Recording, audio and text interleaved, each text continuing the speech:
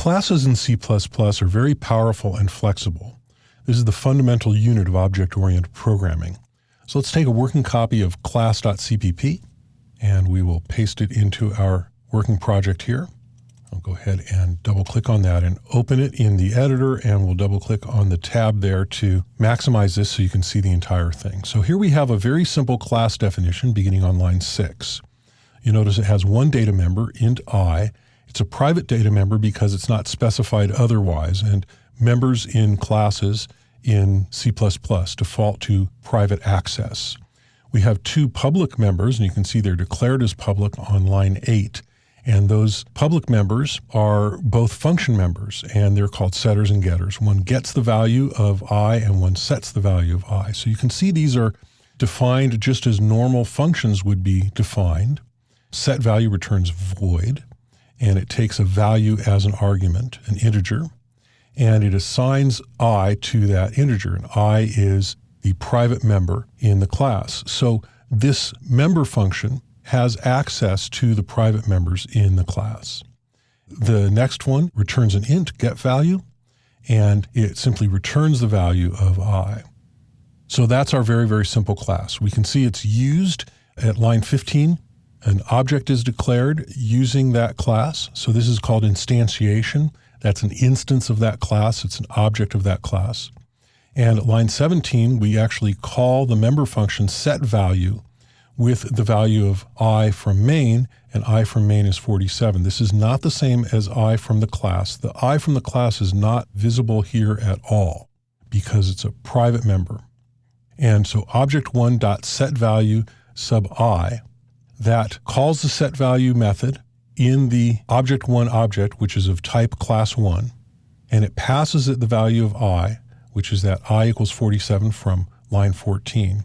And then cout calls object1.getValue to get the value, and it should print value is 47. So let's go ahead and compile this and run it, and you see it says value is 47. Normally, it's considered best practice to separate interface and implementation. What that means is that these functions here, these are actually implementation. The function signatures of them, that's considered interface, but the actual code, that's considered implementation. So typically how this is done is we would take these and move them down here and leave inside the class, we would leave just the function signature. And if we take off that actual function definition, then we need a semicolon here. So I'm going to do the same with getValue. And then we have two functions out here. Let's go ahead and format them like we would normal functions. Now you notice we have syntax errors here because symbol I could not be resolved for both of these. And that's because the compiler does not yet know that these are actually implementations of methods that are defined in class 1. And we tell it that by giving the name of the class and 2 colons as if it were a namespace. The name of that class has a 1 on it, and there we go. So I'll take that and I'll copy that and I'll paste it down here. And now the compiler knows that these are implementations of function members, of methods that are defined as part of class 1. So up here from line 6 through 11, we have the interface, and that tells us how our class is used. And then in lines 13 all the way down to line 19, we have the implementation. This is the code that actually makes the class work. Now, normally all of this would be in really 3 separate files. I'll maximize this again, we can look at it. The class definition, the interface, would be in a header file, and it would be probably named class1.hpp. And the class implementation would be in a separate file called class1.cpp. And those would get compiled together and they would get linked with the code that actually calls it, and that would be in 1 or more other CPP files.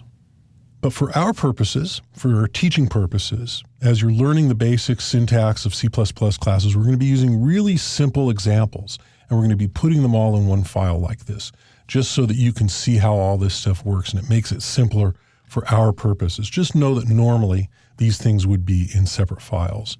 So let's go ahead and save this and run it, and you can see that it works just fine. and it works exactly as we expected. So sometimes we'll do it this way with the implementation separate from the class. Most of the time we'll do it that way, but it'll all be in one file. And occasionally, just for simplicity's sake, we'll go ahead and put the implementation, if it's really small, oftentimes we'll go ahead and put that inside the class definition. That usually happens for constructors and very, very small functions. So let's go ahead and delete our working file, and we'll run clean to get set up for the next lesson.